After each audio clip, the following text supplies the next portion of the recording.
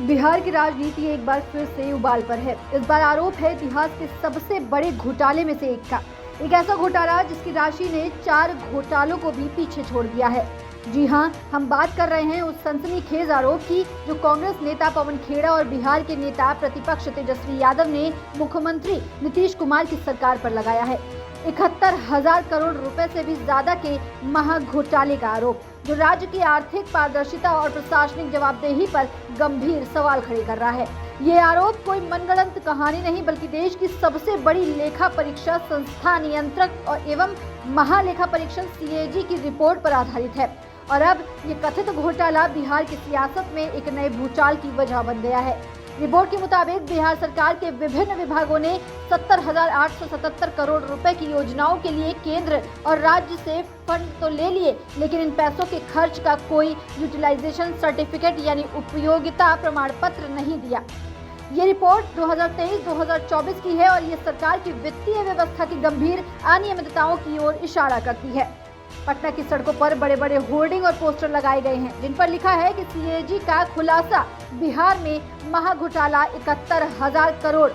इन पोस्टरों के जरिए कांग्रेस और RJD ने नीतीश सरकार को सीधा कटघरे में खड़ा कर दिया है। विपक्ष इसे सिर्फ एक लेखा तकनीकी गड़बड़ी नहीं बल्कि सुनियोजित वित्तीय लूट का मामला बता रहा है। पवन खेड़ा का कहना है कि ये घोटाला बिहार के वार्षिक बजट का लगभग 1/3 हिस्सा है।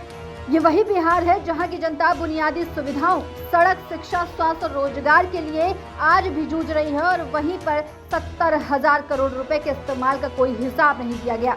इस मुद्दे को तेजस्वी यादव ने भी जोर शोर से उठाया। उन्होंने कहा कि ये कोई साधारण चूक नहीं है, ये जानबूझकर की गई देखी है।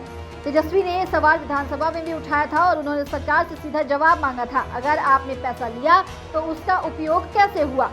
क्या ये पैसा गरीबों के स्कूलों तक पहुंचा? क्या वो पैसा स्वास्थ्य केंद्रों में दवाओं तक पहुंचा? क्या वो पैसा किसानों के खेतों में सिंचाई योजनाओं तक पहुंचा?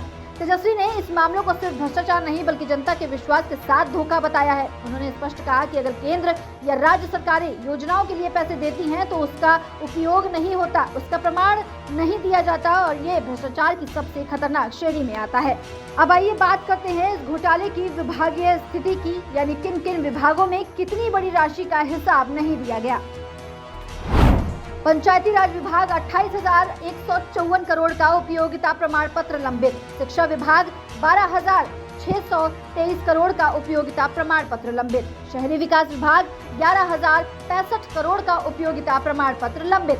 ग्रामीण विकास विभाग 7,800 करोड़ का उपयोगिता प्रमाण पत्र लंबित। कृषि विभाग 2,107 करोड़ का उपयोगिता प्रमाण पत्र लंबित।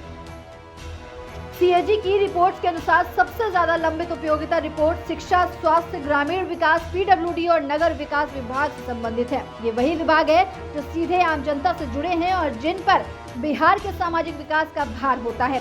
और अगर यही विभाग 70,000 करोड़ से ज्यादा की राशि के इस्तेमाल का प्रमाण नहीं दे रहे हैं तो सवाल उठना लाजमी है कि आखिर पैसा गया कहाँ। पवन खेड़ा ने यह भी कहा कि ये घोटाला लालू यादव के चारा घोटाले से करीब 70 गुना बड़ा है। चारा घोटाले की राशि थी लगभग 903 करोड़, जबकि यहाँ बात 70,000 करोड़ रुपए से ऊपर की है। यानी एक ऐसा आर्थिक घोटाला जो केवल बिहार ही नहीं पूरे देश की आर्थिक नैतिकता पर सवाल खड़े करता है। अब सवाल ये उठता है कि क्या ये सचमुच घोटाला है या फिर सिर्फ प्रतिक्रियात्मक चूक। सरकार का जवाब यही है कि ये प्रक्रियात्मक देरी है और जल्द ही सभी विभाग उपयोगिता रिपोर्ट जमा कर देंगे। लेकिन सवाल उठता है कि अगर ये देरी किसी छोटे NGO या निजी संस्थान ने की होती तो क्या सरकार उसे ऐसे ही छोड़ देती? क्या तब भी सरकार इसे प्रक्रियात्मक देरी कहती? सच तो ये है कि इस मुद्दे पर सिर्फ विभागीय सफाई नहीं बल्कि निष्पक्ष जांच और जवाबदेही की जरूरत है। ये सिर्फ लेखा जोखा का मामला नहीं बल्कि जनता के पैसों के प्रति ईमानदारी का सवाल है। इस पूरे मामले को देखते हुए ये अनुमान लगाना मुश्किल है कि विपक्ष इसे 2025 के आगामी विधानसभा चुनाव में एक बड़ा चुनावी मुद्दा बना सकता है। कांग्रेस और RJD दोनों इस मुद्दे को जनता के बीच ले जाकर नीतीश सरकार की कुशासन नीति और प्रशासनिक अकर्मण्यता के प्रतीक के रूप में प्रचारित कर रहे हैं। तेजस्वी यादव ने स्पष्ट कहा है कि अगर यही स्थिति रही तो ये आंकड़ा आने वाले वर्षों में 1.40 लाख करोड़ तक भी पहुंच सकता है। उन्होंने कहा कि अगर आज हम नहीं चेते तो आने वाली पीढ़ियों को इसकी भारी कीमत चुकानी पड़ेगी। अब इस पूरे घटनाक्रम का एक बड़ा राजनीतिक पहलू भी है। नीतीश कुमार जो एक समय भाजपा के विरोधी रहे और फिर NDA में लौटे, उनकी स्थिति इस समय JDU गठबंधन में असहज हो सकती है।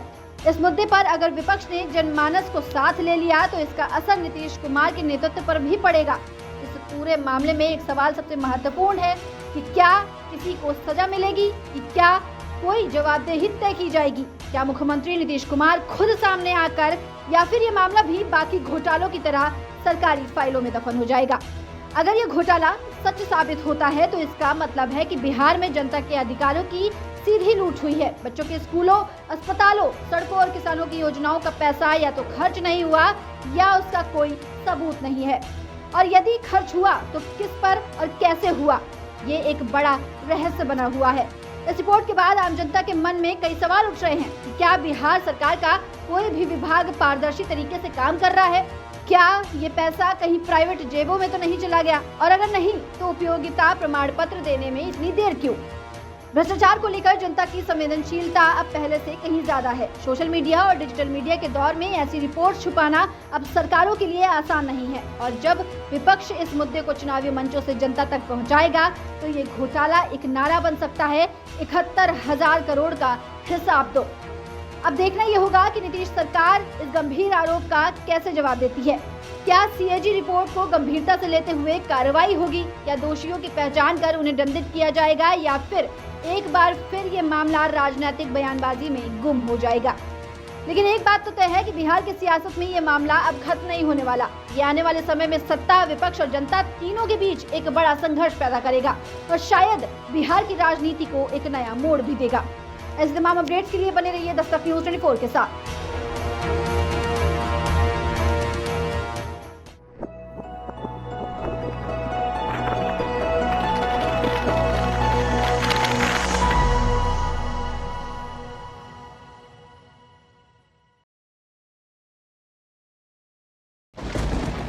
Every drop is a promise of life.